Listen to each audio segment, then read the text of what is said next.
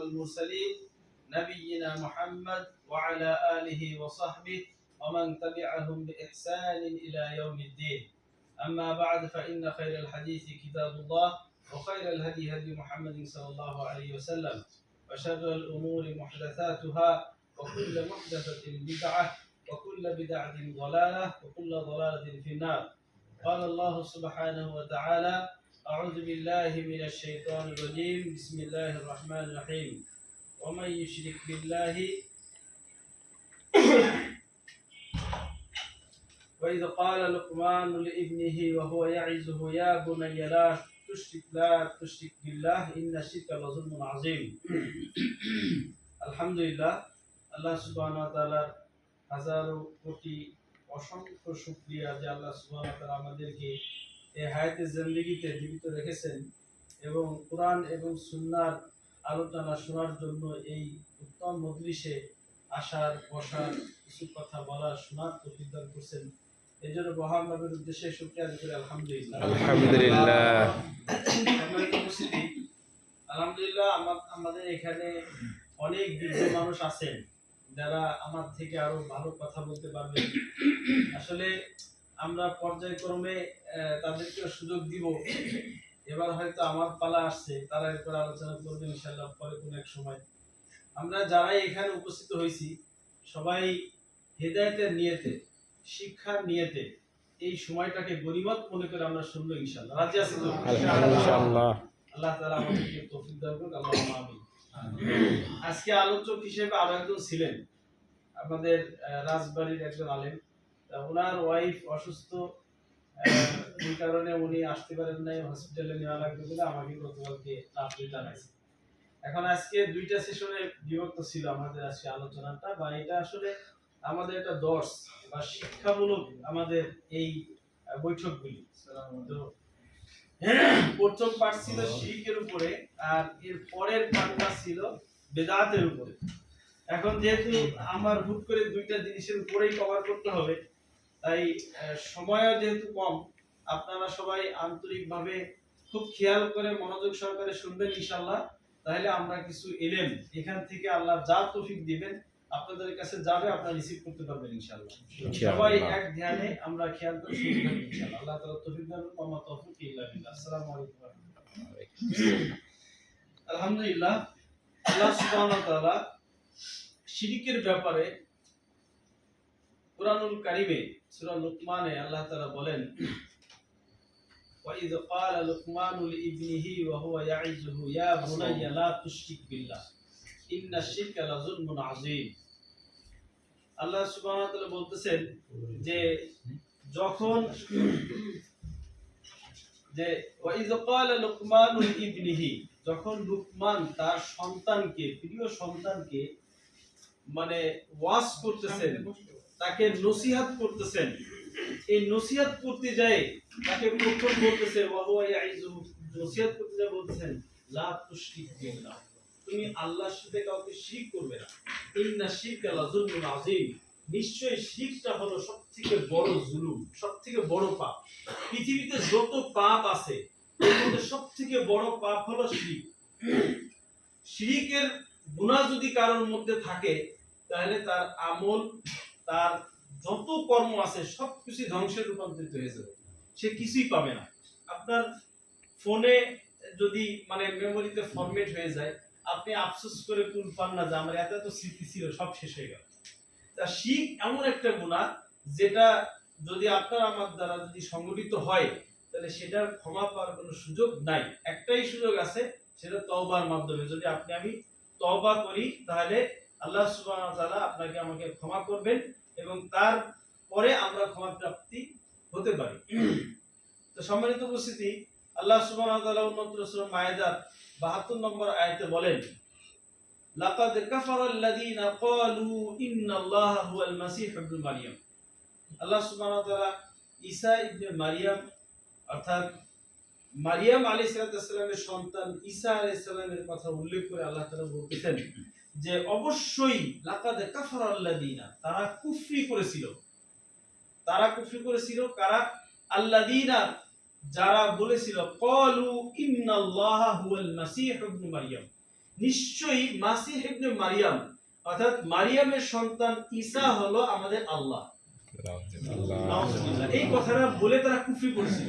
ইন্নাল্লাহ, নিশ্চয় সে হলো আল্লাহ, হুয়াল মাসিহ ইবনে মারিয়াম, সে হলো আমাদের মানে ঈসা ইবনে মারিয়াম, এই হলো আল্লাহ তাআলার পুত্র, মানে আল্লাহ তাআলা মানে আল্লাহকে মানে জাত সত্তাগতভাবে তারা স্বীকৃতি দিয়েছিল। এর প্রমাণটা কি আপনারা পাবেন সূরা মাইদার 72 নম্বর আয়াতে স্পষ্ট আল্লাহ তাআলা বলেন যে এইভাবে তারা কুফরি করে। ওয়াকাল আল মাসিহ ইবনে মারিয়াম, অথচ ঈসা ইবনে মারিয়াম তিনি বলেছিলেন ইয়া বনি ইসরাঈল, হে বনি ইসরাঈল। কেন বনি ইসরাঈল বলেন? কারণ উনি তো বনি ইসরাঈলের মধ্যে আসছিলেন, বনি ইসরাঈলের মধ্যকার নবী উনি। হ্যাঁ, আল্লাহ তাআলা যতগুলো নবী পাঠাইছেন দুনিয়াতে তার বেশিরভাগ নবী হলো বনি ইসরাঈলের মধ্যে। ইয়াকুব আলাইহিস সালামের একটা নাম ছিল, মানে আপনার ওনার সন্তানদেরকে ওনার একটা নাম ইসরাঈল, সেই নাম অনুযায়ী তার যে 12টা সন্তান ছিল তাদেরকে বলা হতো বনি ইসরাঈল। এই সন্তানদের মধ্যে থেকেই আল্লাহ তাআলা পরবর্তী প্রজন্মে বেশিরভাগ নবী এখানে পাঠিয়েছেন। ঈসা আলাইহিস সালামও বনি ইসরাঈলের একজন নবী, তাই তিনি ডেকে বললেন যে ইয়া বনি ইসরাঈল, হে বনি ইসরাঈল, উ'বুদুল্লাহ রাব্বি ওয়া রাব্বুকুম। খুব খেয়াল করে শুনবেন যে উ'বুদু, তোমরা ইবাদত করো, উপাসনা করো আল্লাহ তাআলার। উ'বুদুল্লাহ, তোমরা আল্লাহ তাআলার উপাসনা করো, ইবাদত করো। রাব্বি ওয়া রাব্বুকুম, যে আমার এবং তোমাদের রব। সুবহানাল্লাহ। তিনি স্পষ্টভাবে তার জাতিকে জানাই দিয়েছিলেন যে তোমরা যে আমাকে নিয়ে কুফরি করবা, এই বিষয়টা তার জাতিকে জানাই দিয়েছিলেন যে এটা নিয়ে কিন্তু আমি আসি নাই, আমাকে নিয়ে যে বাড়াবাড়ি করবা এরকম কোনো সুযোগ নাই। তোমার এবং আমাদের রব হলো কে? আল্লাহ সুবহানাহু ওয়া তাআলা। ইন্নাহু মান ইউশরিক বিল্লাহ, এইখানে হলো আমার আলোচ্য বিষয়ের মূল মেসেজ, এটাই হলো আমাদের জানার বিষয়। ইন্নাহু মান ইউশরিক বিল্লাহ, কেউ যদি আল্লাহর সাথে শিরক করে, ফাকাদ হারামাল্লাহু আলাইহি জান্নাহ, আল্লাহ সুবহানাহু ওয়া তাআলা তার জন্য জান্নাতকে হারাম করে দিবেন। নাউযুবিল্লাহ। তাহলে আমরা যতই চেষ্টা প্রচেষ্টা করি না কেন, যতই ইবাদত করি না কেন, ইবাদত করতে করতে আপনার আমার যদি হাঁটুতে, মাথায়, মানে নাকে বিভিন্ন জায়গায় যদি সিজদার চিহ্ন পড়ে যায়, এই সিজদাগুলি কোনো কাজে লাগবে না যদি আপনার আমার আমলে জিন্দেগির মধ্যে শিরক এসে যায়, সবকিছু শেষ হয়ে যাবে। এমনও মুসলিম আছে আমাদের মধ্যে যারা 5 ওয়াক্ত সালাত আদায় করে আর সে বিশ্বাস করে যে আপনার আমার সন্তান বা ভালো মন্দ বা বিচারের ক্ষমতা রাখে ওই যে কবরওয়ালা যে শুয়ে আছে, ওর হাতে এই পাওয়ারটা আছে। তাই ধ্যান ধারণা করে, তার ধ্যান ধারণা করে জিকির আজকার করে, এই যে বাতিল শব্দ ব্যবহার করে মারিফতকে হাসিল করার যে একটা অপচেষ্টার মাধ্যমে শিরকের মধ্যে লিপ্ত হয়ে পুরোটাই তাদের আমলে জিন্দেগি ধ্বংস করে চলতেছে। এইজন্যই ঈসা আলাইহিস সালাম তার জাতিকে বলছিলেন ইন্নাহু মান ইউশরিক বিল্লাহ ফাকাদ হারামাল্লাহু আলাইহিল জান্নাহ, যে ব্যক্তি আল্লাহর সাথে কাউকে শিরক করবে তার জন্য আল্লাহ সুবহানাহু ওয়া তাআলা জান্নাতকে হারাম করে দিবেন। ওয়া মাওয়াহুন নার, এবং তার অবস্থানটা আল্লাহ তাআলা নারের মধ্যে করবেন, আগুনের মধ্যে করবেন, অর্থাৎ জাহান্নামে তাকে নিক্ষিপ্ত করবেন। তার আবাসস্থল হবে জাহান্নাম। নাউযুবিল্লাহ। আল্লাহ তাআলা আমাদের এই জাহান্নাম থেকে রক্ষা করুন। ওয়া মা লিয-যালিমিনা মিন আনসার, আর এটাই হলো মানে যারা জালেম তাদের কোনো উপকার কেউ করতে পারবে না। যারা এই যে ইন্না শিরকা লাযুলমুন আযীম, আগের আয়াতে যে বললাম যে শিরকটা হলো সবথেকে বড় জুলুম। জুলুম কেন, এই শব্দটা কেন ব্যবহার করা হয়েছে আপনারা বুঝবেন। যেমন ধরেন আমি যদি শিরক করি তাহলে অবশ্যই আমি জান্নাতে যেতে পারবো না, এটা তো বুঝলাম, জান্নাত হারাম। তাহলে আমি যাব কোথায়? জাহান্নামে যেতে হবে, হ্যাঁ, শিরক করার কারণে। তাহলে আমি নিজের শরীরটাকে, নিজের নফসকে, নিজেকে জাহান্নামের জন্য প্রস্তুত করলাম, তাহলে নিজের উপর জুলুম করলাম না? আপনি আপনার হাতটাকে এখন যদি আগুনের মধ্যে দেন, বা আপনি নিজেকে যদি আত্মহত্যা করেন, মানে এখন যার মানে ডিপ্রেশনে পড়ে আপনি কি করলেন, নিজের জীবনটা দিয়ে দিলেন, তাহলে লস, ক্ষতি যা কিছু ঘটার আপনি নিজের উপর ঘটাইলেন না? তাহলে নিজের উপরে জুলুম করা, এটাকে বলা হয় মানে যেমন আল্লাহুম্মা ইন্নী যালামতু নাফসি, আমরা মানে সালাতে পড়ি না তাশাহুদের বৈঠকে, হে আল্লাহ আমি আমার নিজের উপরে মানে জুলুম করছি, জুলমান কাফিরা, অনেক বড় জুলুম। হ্যাঁ, কেন এই কথাগুলো, কেন আরবি ভাষায় কেন এগুলো আসছে? এটা হলো যে নিজের উপরে জুলুম করা। হ্যাঁ, ইন্না শিরকা লাযুলমুন আযীম, নিশ্চয়ই শিরকটা হলো সবথেকে বড় জুলুম। আর এটাই হলো আল্লাহ তাআলা এই আয়াতের শেষে বলতেছেন, ওমা লিযালিমিনা মিন আনসার, যারা জুলুম করবে তাদের কোনো সাহায্যকারী তারা পাবে না, তাদের কেউ সাহায্যকারী কি থাকবে না। এখন আপনি আমি যদি সাহায্য প্রাপ্ত হতে চাই, আল্লাহ সুবহানাহু ওয়া তাআলার নৈকট্য হাসিল করতে চাই, তাহলে আপনার আমার আমলে জিন্দেগি থেকে শিরকটা উঠাই ফেলতে হবে এবং শিরকের ইলম আপনাকে আমাকে থাকতে হবে। আপনার আমার রব কে তার সম্পর্কে যদি জ্ঞান না থাকে, আপনি কার ইবাদত করতেছেন, কাকে সিজদা দিচ্ছেন, এর সঠিক জ্ঞান আপনাকে হাসিল করতে হবে। তো সূরা আজ-জুমার 39 নম্বর আয়াতে আল্লাহ সুবহানাহু ওয়া তাআলা 65 নম্বর আয়াতে বলেন, ওয়ালাকাদ উহিয়া ইলাইকা ওয়া ইলাল লাযিনা মিন ক্বাবলিক, ওয়ালাকাদ উহিয়া ইলাইকা ওয়া ইলাল লাযিনা মিন ক্বাবলিক। আল্লাহ নবী সাল্লাল্লাহু আলাইহি ওয়াসাল্লামকে উদ্দেশ্য করে আল্লাহ সুবহানাহু ওয়া তাআলা বলতেছেন যে হে রাসূল, আমি আপনাকে ওহী নাযিল করছি আপনার উপরে, এবং ওয়া ইলাল লাযিনা মিন ক্বাবলিক, আপনার পূর্বেও আমি ওহী নাযিল করছি। কোন বিষয়ে? সেটা হলো লাইন আশরাকতা লা ইয়াহবাতান্না আমালুক ওয়া লা তাকুনান্না মিনাল খাসিরিন। এই নির্দেশটা, এই প্রত্যাদেশটা, এই ওহীটা আপনাকে শুধু না, আপনাকে নাযিল করছি এবং আপনার আগেও এই একই নির্দেশ আমার ছিল। যারা আমার এই ওহীর মানে যাদের কাছে পৌঁছাইছে, যাদের ধারক বাহক ছিল রাসূল নবী, তাদের উদ্দেশ্য করে আল্লাহ তাআলা বলছেন, আল্লাহ নবীকে উদ্দেশ্য করে বলতেছেন, ওয়ালাকাদ উহিয়া ইলাইকা, আমি আপনাকে প্রত্যাদেশ করছি, ওহী করছি, ওয়া ইলাল লাযিনা মিন ক্বাবলিক, এবং আপনার পূর্বেও আমি একই আদেশ দিয়েছিলাম। সেটা কি? মানে লাইন আশরাকতা, যদি তুমি, লাইন আশরাকতা মানে যদি তুমি শিরক করো, লা ইয়াহবাতান্না আমালুক, তাহলে তোমার আমলকে ধ্বংস করে দেওয়া হবে। কাকে বলতেছে? নবীদেরকে। আগে নবীদেরকে একই আদেশ ছিল, আমাদের নবী আল্লাহ নবী সাল্লাল্লাহু আলাইহি ওয়াসাল্লামকেও আল্লাহ সুবহানাহু ওয়া তাআলা বলতেছেন, লাইন আশরাকতা, যদি তুমি শিরক করো, লা ইয়াহবাতান্না আমালুক, তাহলে তোমার আমলগুলিকে ধ্বংস করে দেওয়া হবে, ওয়ালা তাকুনান্না মিনাল খাসিরিন, এবং তুমি ক্ষতিগ্রস্তদের অন্তর্ভুক্ত হয়ে যাবে। তাহলে এই সতর্কবাণী কি রাসূলের জন্য না আমাদের জন্য? আমাদের জন্য, সবার জন্য। আল্লাহর যত বান্দা আছে সবার জন্য এই প্রত্যাদেশ, এই এক নির্দেশ একটাই, সমস্ত গুনাহ আল্লাহ সুবহানাহু ওয়া তাআলা ক্ষমা করবেন, কিন্তু এই শিরকের গুনাহটা ক্ষমা করবেন না। কেন জানেন? এটা আল্লাহ সুবহানাহু ওয়া তাআলা কোনোভাবে ক্ষমা করবেন না, করাও উচিত না। কেন? এত বড় অপরাধ যে অন্য অপরাধগুলিকে আল্লাহ তাআলা ক্ষমা করবেন, কারণ অন্যদের সাথে সম্পৃক্ত। তার ইবাদত করেন নাই, সালাত আদায় করেন নাই, সিয়াম রাখেন নাই, একটা অপরাধ করেছেন, আপনি ক্ষমা চাইলেন, আপনি মাফ পেয়ে গেলেন, এটা একটা বিষয়। কিন্তু শিরকের বিষয়টা হলো যে আপনি করে ফেলছেন, আপনি যদি তওবা না করেন, পুনরায় আর করবেন না, এরকম দৃঢ় প্রতিজ্ঞাবদ্ধ না হন, তাহলে আপনার সমস্যা আছে। জিনা করছেন, আপনার জিনার জন্য আপনাকে দুনিয়াতে শাস্তি আছে, আখিরাতে শাস্তি আছে। এখন বিষয়টা হলো, আখিরাতে শাস্তির পরে আপনি কি আবার মুক্তি পাইতে পারেন শাস্তি ভোগ করার পরে? কিন্তু শিরকের গুনাহ এমন যে আপনি তওবা করেন নাই, ক্ষমা নিজেকে মানে ক্ষমাকারীদের অন্তর্ভুক্ত করতে পারেন নাই, আপনি তো মারা গেছেন, ওই অবস্থায় আপনাকে জাহান্নামে চিরকাল থাকতে হবে। এটাই হলো শিরকের বড় ভয়াবহতা। সম্মানিত উপস্থিতি, আমরা শিরকের ব্যাপারে ক্ষতি সম্পর্কে জানলাম এবং এর মানে আহমিয়ত, যেটা গুরুত্ব, এটা আমরা জানলাম। এখন বিষয়টা হলো, আমরা যদি আল্লাহ সুবহানাহু ওয়া তাআলার যে তাওহীদ, এটার দিকে যদি আমরা খেয়াল করি, তাহলে আমরা দেখব যে আপনার তাওহীদ এবং শিরক এই দুইটা সম্পূর্ণ বিপরীত জিনিস। কেমন যেন বাইনাল মাশরিক ওয়াল মাগরিব, মানে পূর্ব পশ্চিমের দূরত্বের মতো একটা সম্পর্ক। মানে যেমন পূর্ব এবং পশ্চিম, এটা কি কখনো এক হবে? না। পূর্ব পশ্চিম এক হবে? ফরজ একটা হলো হারাম, হালাল হারাম, এগুলি কখনো এক জায়গা হবে? সম্পূর্ণ বিপরীত জিনিস না? ঠিক এরকম তাওহীদ, একত্ববাদ, আল্লাহ সুবহানাহু ওয়া তাআলা সম্পর্কে যে বিষয়গুলি, এইগুলির সাথে আর শিরকের সাথে দ্রুততম সম্পর্ক নেই, সম্পূর্ণ আলাদা বিরোধ জিনিস। কথা বুঝছেন? এজন্য আমাদেরকে আল্লাহ সুবহানাহু ওয়া তাআলার জাত সম্পর্কে, তার আমাদের আল্লাহর পরিচয় সম্পর্কে জানতে হবে। এই ক্ষেত্রে মুহাদ্দিসে কিরাম এবং আকীদার পণ্ডিত যারা, তারা তিনটা ভাগে বিভক্ত করছেন কোরআন সুন্নাহর আলোকে। তাওহীদে রুবুবিয়্যাহ, তাওহীদে উলুহিয়্যাহ, তাওহীদে আসমা ও সিফাত।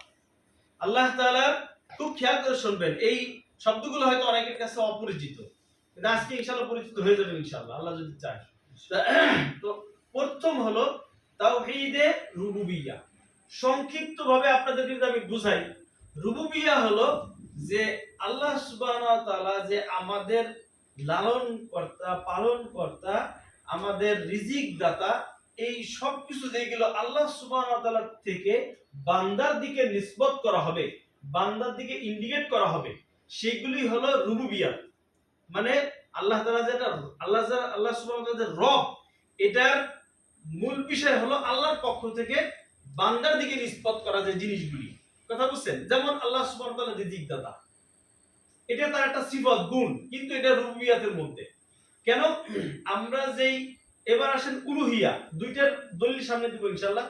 উলুহিয়া হলো যে ইলাহ রূপে গ্রহণ করা আল্লাহ তাআলাকে। যত ইবাদত বন্দেগী বান্দার থেকে যা কিছু উঠবে, যা কিছু নিসবত করা হবে, সেগুলি আল্লাহর দিকে যাবে, আর এটাই হলো উলুহিয়া। অর্থাৎ আপনি যে ইবাদত বন্দেগী করতেছেন, আপনি সালাত আদায় করতেছেন, কার জন্য করবেন? না কোন দিক গেল? কথা বুঝতেছেন? সহজে বলতেছি আপনাদের। আর আল্লাহ তাআলা আমাদেরকে লালন করেন, পালন করেন, এই যে বান্দার থেকে যে আল্লাহর দিকে নিসবত করে বলতেছি যে হে আল্লাহ তুমি আমাদেরকে সাহায্য করো, হে আল্লাহ তুমি আমাদেরকে রিজিক দান করো, হে আল্লাহ তুমি আমাদের অভাব অনটনকে দূর করো, এই যে বান্দার পক্ষ থেকে যে ইবাদতের সূচক শব্দগুলি ব্যবহার করা হচ্ছে, এইগুলি কোন দিকে যাচ্ছে? আল্লাহর দিকে না? আল্লাহর দিকে। এইগুলো ঘুরাই যদি কোনো বান্দার দিকে যায়, আমাদের সন্তান দেয় অমুক ওই পীর সাহেব, যে মানে মৃত শুয়ে আছে কবরওয়ালা, বা কবরে মানত মানলে ইবাদত আল্লাহর উদ্দেশ্যে হবে, মানত মানলাম আল্লাহ সুবহানাহু ওয়া তাআলার জন্য, যে আল্লাহ তুমি আমাকে একটা সন্তান দান করলে আমি তোমার উদ্দেশ্যে আমি কি করব, একটা মসজিদ তৈরি করব বা কিছু দান করব আল্লাহর নামে, এই একটা নিয়ত। আরেকজন নিয়ত করলো যে মানে আমার যদি একটা সন্তান হয় তাহলে আমি সাতর মসজিদে এটা দান করব বা অমুক মাজারে এটা দান করব। তাহলে একই কাজ দেখেন, বান্দার থেকে একটা যাচ্ছে কি কবরের দিকে বা অন্য বস্তুর দিকে, আরেকটা যাচ্ছে কোন দিকে? আল্লাহর দিকে। তো এই যে আল্লাহর দিকে যে নিসবত করা হবে, এটা হলো রুবুবিয়্যাহ। এইখানেও কোনো শিরক করা চলবে না। আর মানে উলুহিয়্যাহ, এটা আল্লাহর দিকে যাওয়া, আর বান্দার দিকে যেটা আসা আল্লাহর পক্ষ থেকে। যেমন আপনাদেরকে যদি প্রশ্ন করা হয় যে আপনাদের কে রিজিক দেয়? আল্লাহ সুবহানাহু ওয়া তাআলা। তাহলে এই যে রিজিক দাতা হিসেবে কে আছেন? রুবুবিয়্যাহ হিসেবে আছেন কি? আল্লাহ সুবহানাহু ওয়া তাআলা। এই বিশ্বাসগুলি আপনাকে আমাকে গ্রহণ করতে হবে। তো আল্লাহ সুবহানাহু ওয়া তাআলা উলুহিয়ার একটা উদাহরণ দেই। সূরা ফাতির 35 নম্বর সূরা ফাতিরের 13 নম্বর আয়াতে আল্লাহ তাআলা বলেন, ইউলিজুল লাইলা ফিন নাহারি ওয়া ইউলিজুন নাহারা ফিল লাইল। আল্লাহ সুবহানাহু ওয়া তাআলা রাতকে দিনের মধ্যে এবং দিনকে রাতের মধ্যে প্রবেশ করান। তো এটা কে করে? আল্লাহ সুবহানাহু ওয়া তাআলা। তার ওয়াসাখারাশ শামসা ওয়াল কামার, এবং তিনি সূর্য এবং চন্দ্রকে প্রদক্ষিণ করান। তো এইগুলো কার আয়াতদিনে? আল্লাহ সুবহানাহু ওয়া তাআলার দিনে। কুল্লু ইয়াজরি লিআজালিন মুসাম্মা। আল্লাহ সুবহানাহু ওয়া তাআলা প্রত্যেকটা মানে পরিভ্রমণ করতেছে এই নির্দিষ্টকরণ, এটার জিম্মাদারি কার? আল্লাহ সুবহানাহু ওয়া তাআলা। এরপর হলো যালিকুমুল্লাহু রাব্বুকুম লাহুল মুলক। এইখানে হলো সেই মানে রুবুবিয়াতের যালিকুমুল্লাহ, তিনি হলো সেই আল্লাহ, রব্বুকুম, যিনি তোমাদের রব। এই সব কিছু আসমান জমিনের পরিভ্রমণ, চন্দ্র গ্রহ যে নক্ষত্রের যা কিছু বিচরণ, যা কিছু কক্ষের উপরে গুণায়মান কে করেন? আল্লাহ সুবহানাহু ওয়া তাআলা। এইগুলো বর্ণনা দেওয়ার পর আল্লাহ বলতেছেন যালিকুমুল্লাহ, তিনি হলো আল্লাহ, রব্বুকুম, তিনি হলো তোমাদের রব, লাহুল মুলক, তিনি সকল কিছু রাজত্বতা। এই সব কিছু রাজত্ব এর মালিক কে? আল্লাহ সুবহানাহু ওয়া তাআলা। এটাই জানতে হবে। এই মালিকের ক্ষেত্রে যদি এই মানে রুবুবিয়াতের এই জায়গাটা যদি আপনি অন্য কাউকে শিরিক করেন, অন্য কাউকে জায়গা দেন, তাহলে অবশ্যই আপনি শিরিককারীদের অন্তর্ভুক্ত হলেন রুবুবিয়াতের উপরে। এরপর আল্লাহ সুবহানাহু ওয়া তাআলা বলেন 7 নম্বর সূরা আরাফের 54 নম্বর আয়াত, ইন্না রাব্বাকুমুল্লাহুল্লাযী খালাকাস সামাওয়াতি ওয়াল আরদি ফি সিত্তাতি আইয়াম। আল্লাহ সুবহানাহু ওয়া তাআলা বলছেন যে ইন্না রাব্বাকুমুল্লাহ, নিশ্চয়ই তোমাদের রব হলো আল্লাহ, আল্লাযী খালাকাস সামাওয়াতি ওয়াল আরদ, যিনি আসমান এবং জমিন সৃষ্টি করছেন ফি সিত্তাতি আইয়াম 6টা দিনে। তা আল্লাহ সুবহানাহু ওয়া তাআলা তিনি 6টা দিনের সাথে কি সম্পৃক্ত তার? তিনি চাইছেন তাই ওইরকম হইছে। কথা বোঝেন নাই? তা আল্লাহ সুবহানাহু ওয়া তাআলা এই আসমান জমিন এই ভূমণ্ডল আমরা যা কিছু দেখতেছি এইগুলো 6 দিনে সৃষ্টি করছেন। সুম্মা ইস্তাওয়া আলাল আরশ, এরপরে তিনি আরশের উপরে সমাসীন হইছেন, আরশের উপরে উঠছেন। এখন এইখানে একটা বিষয় হলো যে রব হিসাবে এই সব কিছুই যে মানে আল্লাহ সুবহানাহু ওয়া তাআলা যে খালেক সৃষ্টিকর্তা এবং তিনি এগুলো সৃষ্টি করছেন এবং আমাদেরকে তিনি জানাই দিলেন যে আমি হলো সেই তোমাদের রব, তাই না? এখন তিনি কোথায় আছেন এই প্রশ্ন যদি বলা হয়, আমাদের এখানে যদি হাউস যদি প্রশ্ন করি আপনারা বলেন তো আল্লাহ কোথায়, এই আইন আল্লাহ এই প্রশ্নে আপনারা কি বলবেন? আপনাদের কি মনে হয়? আপনি বলেন তো ভাই আল্লাহ কোথায়? আল্লাহ তাআলা সব জায়গায় আছে। এই যে এই মুরব্বী আপনি বলেন তো। আল্লাহ বিরাজমান। আল্লাহ বিরাজমান বলেন, তাই না? আপনি বলেন। আল্লাহ আরশের উপর আছে, সমস্যা আচ্ছা এই বড় ভাই আরশের আযমের উপর। আলহামদুলিল্লাহ। এই যে আমরা একটা জানছি যে সর্বত্র এরকম একটা শব্দ শুনলাম, তাই না? এইখানে দেখেন এই 7 নম্বর সূরা আরাফের 54 নম্বর আয়াতে আপনি কি পাচ্ছেন? আল্লাহ সুবহানাহু ওয়া তাআলা বলতেছেন যে এই যে আসমান জমিন এইগুলো আমি 6 দিনে সৃষ্টি করলাম। এরপরে আল্লাহ বলতেছেন যে ফি সিত্তাতি আইয়ামিন সুম্মা ইস্তাওয়া আলাল আরশ, এরপরে আরশের উপর তিনি সমাসীন হলেন। এখন আল্লাহ সুবহানাহু ওয়া তাআলার এই যে সবকিছু কন্ট্রোলিং করার জন্য, বান্দাকে রিজিক দেওয়ার জন্য, বান্দাকে দেখভাল করার জন্য, এর কুল কায়নাতের দেখাশোনার জন্য আল্লাহ তাআলা সব জায়গায় আসার দরকার নাই, কারণ তিনি এত বড় যে তার এখানে আসার কোনো প্রয়োজন আছে নাই। আল্লাহ সুবহানাহু ওয়া তাআলা আসমানে, আল্লাহ সুবহানাহু ওয়া তাআলা আরশের উপরে সমাসীন আছেন। কথা বুঝেন নাই? এখন আমার সামনে যে ল্যাপটপটা আছে এই জায়গাটা আছে, তা আমি এই মোবাইলটা এভাবে নিয়ে এরকম আনতে পারি, এরকম আনতে পারি।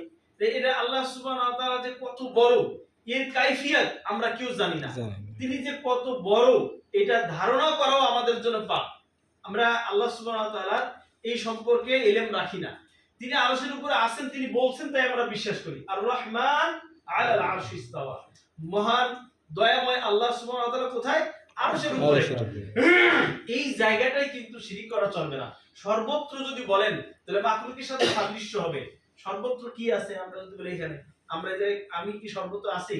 নাই। এই জায়গায় একটা মাখলুক আছে, সেটা হলো অক্সিজেন, তাই না? এটা সব জায়গায় আছে না? তাহলে একটা মাখলুকের সাথে সাদৃশ্য হয়ে গেল কিনা? হ্যাঁ, আল্লাহ নিরাকার যদি বলি তাহলে নিরাকার তো আপনার এই মানে গ্যাসীয় যত পদার্থ আছে এগুলো সবই নিরাকার, এগুলো কোনো আকার নাই। পানির নিজস্ব আকার আছে, যেই পাত্রে দেওয়া হবে সেই পাত্রে রং ধারণ করবে, তাই না? তাই এই যে মাখলুকের সাথে সাদৃশ্য করার কোনো সুযোগ নাই। লাইসা কামিসলিহি শাইউন, আল্লাহর সাথে কোনো কিছুর মিল নাই। কেমন আমরা জানি না, ওই ব্যাপারে আমাদের ইলম নাই। আমরা বিশ্বাস করব আল্লাহ সুবহানাহু ওয়া তাআলার যেই মানে আপনার সিফাতগুলি, তার যে হাতের কথা, তার পায়ের বুসার কথা এবং তার মুখমণ্ডলের কথা যে কোরআন সুন্নাহর মধ্যে যেভাবে যতটুকু যেভাবেই নাজিল করা আছে আমরা ঠিক ওইভাবে বিশ্বাস করব। এর বর্ণনা দিতে যাব না। কেমন আল্লাহ তাআলা তার হাতের কথা বলছেন, হ্যাঁ, সূরা আপনার মুলকের প্রথম আয়াত তাবারাকাল্লাযী বিয়াদিহিল মুলক, এই জায়গায় আল্লাহ তাআলা বিয়াদিহিল মুলক বলছে যে সমস্ত রাজত্ব তার হাতের মধ্যে। তো এই হাতটা কেমন এটা আমরা বলতে যাব না। এটা যদি করতে যায় তাহলে শিরক হবে। কোন মাখলুকের সাথে কারোর সাথে কোনো মিল নাই। আপনারা ছোটবেলায় মানে পড়ছেন ঈমান মুফাসসালের মধ্যে আমানতু বিল্লাহি কামা হুয়া, বলছেন না? বিআসমাইহি ওয়া সিফাতিহি ওয়া ক্বাবিলতু জামিআ আহকামিহি ওয়া আরকানিহি, পড়ছেন না? এই যে প্রথম যে শব্দটা আমানতু বিল্লাহি কামা হুয়া, আমি ঈমান আনলাম সে আল্লাহর উপরে যেমনটি তিনি। কেমন আমরা জানি না। এই কাইফিয়ত বর্ণনা করার কোনো সুযোগ নাই, কোনো বান্দাকে করবে না। আল্লাহ নবী সাল্লাল্লাহু আলাইহি ওয়াসাল্লাম বলতেছেন যে বান্দার সবথেকে বড় নিয়ামত হলো জান্নাতে যে আল্লাহ তাআলাকে দেখা। সাহাবীরা বলতেছেন যে হে আল্লাহ নবী সাল্লাল্লাহু আলাইহি ওয়াসাল্লাম আমরা কি আমাদের এই চর্মচক্ষু দেখতে পাবো? আল্লাহ নবী সাল্লাল্লাহু আলাইহি ওয়াসাল্লাম বলেন অবশ্যই। তোমাদেরকে কি মেঘমুক্ত আকাশে হ্যাঁ মানে চাঁদ দেখতে কি তোমাদের কোনো বাধা হয়? বলে না। ঠিক এইভাবে তোমরা তোমাদের চর্মচক্ষেই তোমরা দেখতে পাবে। এটা হলো জান্নাতের সবথেকে বড় নিয়ামত। এক এক পলকে 50,000 বছর পার হয়ে যাবে, আল্লাহ সুবহানাহু ওয়া তাআলাকে দেখবেন বান্দা।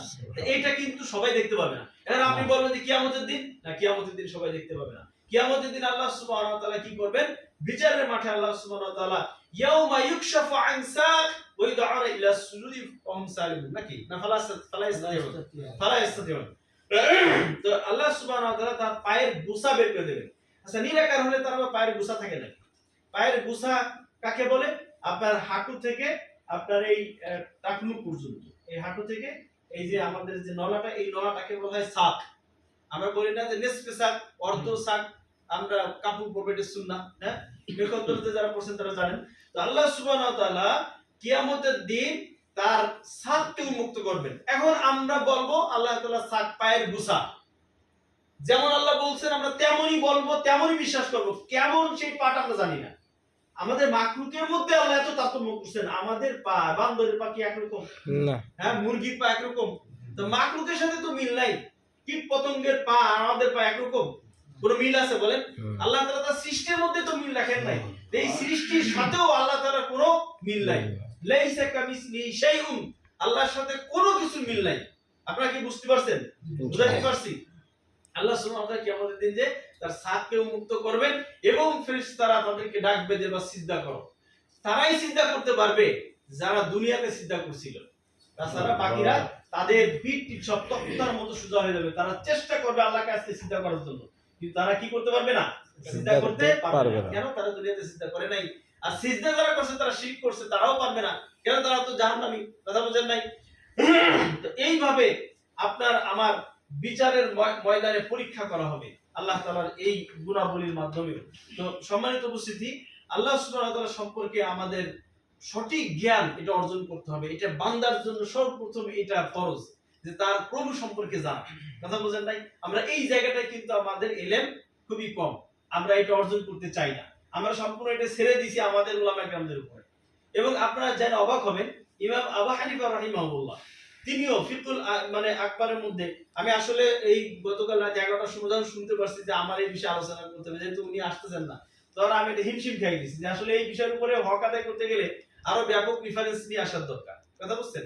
তো ওই ফিকুল মানে আকবরের মধ্যে ইমাম আবু হানিফা রাহিমাহুল্লাহ তিনি বলেন যে আল্লাহ সুবহানাহু ওয়া তাআলা যে হাতের কথা, তার পায়ের কথা, তার মুখমণ্ডলের কথা, যা কিছু বর্ণনা আছে, এগুলো যদি কেউ ব্যাখ্যা করে যে এগুলো কুদরত, তাহলে সে অবশ্যই কুফরি করলো, সে অবশ্যই আপনার জাহমিয়াদের অন্তর্ভুক্ত। তো ইমাম আবু হানিফা রাহিমাহুল্লাহর আকীদাও এটাই যে আল্লাহ তাআলা যে মানে নিরাকার, যার যে আকার নাই, এরকম বিশ্বাস তার ছিল না। তার আকীদা সহিহ। হ্যাঁ, ইমাম আবু হানিফা রাহমাতুল্লাহ মানে আপনার সহিহ আকীদার মানুষ ছিলেন। এটা আমাদের জানতে হবে। আমাদের দেশের হানাফিদের সাথে তার দূরতম সম্পর্ক এখানে নাই আকীদার ক্ষেত্রে। মাসালার ক্ষেত্রে আবু হানিফা রাহমাতুল্লাহ মানহাজকে গ্রহণ করে, কিন্তু আকীদার ক্ষেত্রে তারা গ্রহণ করে না। আকীদায় তারা মানে আশারী এবং মাতুরিদি আকীদা পোষণ করে। তারা বলে মাসলায় আমরা হানাফি, আকীদায় মাতুরিদি। কথা বুঝছেন? তো এই মাতুরিদি আকীদার কিছু ভ্রান্ত আকীদা আছে। আবার তাদের ওই সময় তাদের অনেক বড় খিদমতও ছিল।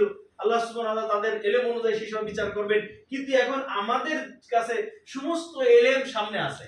কারণ আমরা যদি সঠিক ইলম আসার পরে যদি গোপন করি বা নিজেদের মধ্যে ভ্রান্ত আকীদা ধারণ করি, তা নিজেদের সর্বনাশ নিজেরাই করলাম। কথা বুঝে আইছে? আল্লাহ সুবহানাহু ওয়া তাআলা লা ইউকাল্লিফুল্লাহু নাফসান ইল্লা উসআহা, আল্লাহ সুবহানাহু ওয়া তাআলা কারো সাধ্যের বাইরে হিসাব গ্রহণ করবেন না। ইমাম আবু হানিফা রাহিমাহুল্লাহ তিনি তার ওই কুফা নগরীতে তার পরিবেশ পরিস্থিতির উপরে সে যতটুকু ইলম অর্জন করছিলেন তার উপরেই তার বিচার আচার হবে। তার ইলম দিয়ে কি আমাকে আমিরুল আমিন আমাকে বিচার করা হবে? হবে না। এই জিনিসটাই আপনারা বুঝে নেন। কথা বুঝেন নাই? আপনি যতটুকু ইলম অর্জন করছেন, চেষ্টা করছেন, ওর উপর দিয়ে আল্লাহ সুবহানাহু ওয়া তাআলা আপনার কি করবেন? বিচার ফয়সালা এগুলো করবেন। আল্লাহ সুবহানাহু ওয়া তাআলা আমাদেরকে সঠিক বুঝ দান করুন। সম্মানিত উপস্থিতি, তো আল্লাহ সুবহানাহু ওয়া তাআলা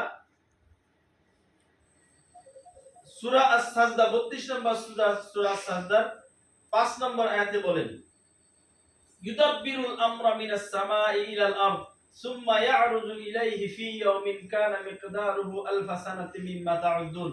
আল্লাহ সুবহানাহু ওয়া তাআলা বলতেছেন